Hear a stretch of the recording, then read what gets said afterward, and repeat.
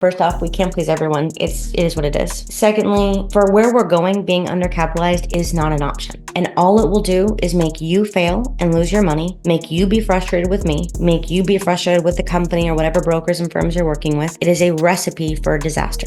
Being undercapitalized is not going to help you if you're trying to attach to really most things especially today. And to tell you the truth, I didn't have any success testing EAs 5 years ago and 3 years ago trying to play with a few $100. I failed every single time. Every EA I tried, every version of a copier, trying with smaller money made me lose it every time. Not sometimes, not part of the time, every time. And this, what we're stepping into, is part of that, the whole thing. So please, for the love of God, I need people to know that, because there's no way around that. If you over leverage, you're going to blow on any of the EAs, on any of the copiers, on US 30 particularly. Duh, it's an index. And even on futures. When we go into futures, if you're trying to do some of this stuff on a very tiny account and be reasonable, you're going to get your butt handed to you. So we've got to find some ways to get people either funded, like maybe with Top Step or some other things. And again, I'm not in love with prop firms. I think that gives people outside of yourself too much control, and I don't like that personally.